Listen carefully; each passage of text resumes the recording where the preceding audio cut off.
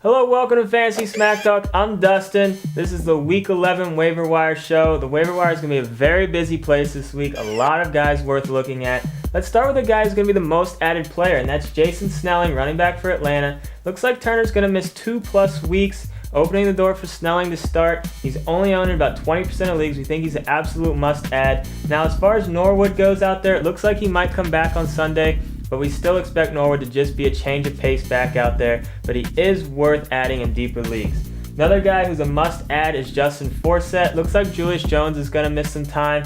Forsett came in on Sunday after Jones' injury and blew up. We think he could even take over the job. Julius Jones might not have a job to come back to when he's healthy. Forsett's only owned in about 20% of leagues. Moving down, we got Bernard Scott. Benson looks like he's going to be questionable for Sunday's game against Oakland, which would make Scott a great pickup and play if he's available. He's only owned in about 10% of leagues. Pick him up, see if Benson's going to play this week. If not, you got to put Scott in your lineup.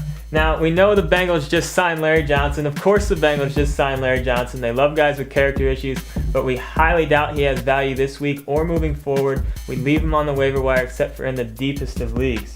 Another running back to look at is Fred Jackson. A lot of people dropped him after Marshawn Lynch came back from his injury, but Jackson had a great game on Sunday. He even threw for a touchdown, and he gets involved in all the kick return duties. So especially in leagues that count return yards, it's time to add Jackson back to your team if he's available. He's owned in about 60% of leagues right now. Now let's talk about a receiver who's a must-add. That's Macklin with the Eagles. Surprisingly, he's only owned in about 60% of leagues.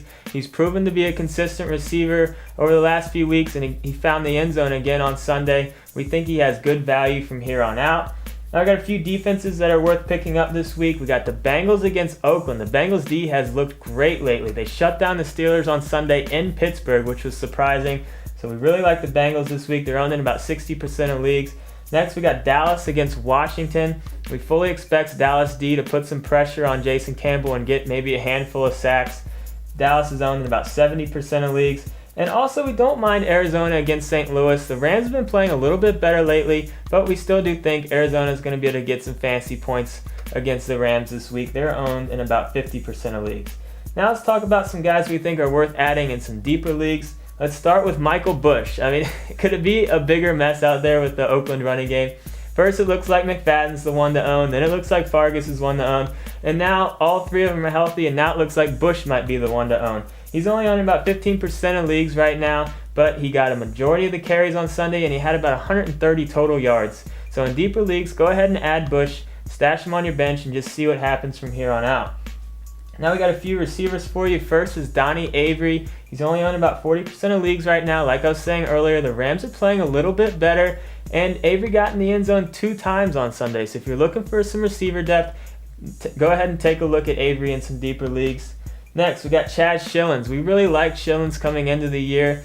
Everyone in Oakland says that he is their best receiver. Now, I know it's not saying a lot about having the best receiver out in Oakland. They're a mess. But we do think Shillings could have some value from here on out, especially in some deeper leagues. So put him on your watch list. You're going to want to keep an eye on him.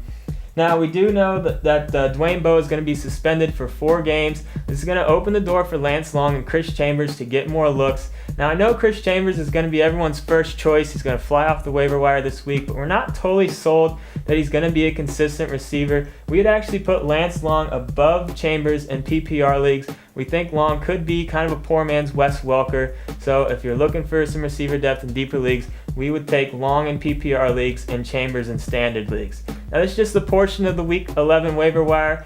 To see the full list, go on to FantasySmackTalk.com and click on Week 11 waiver wire on the homepage. Brent and I will be back later on in the week. Until then, we'll see you in the forums.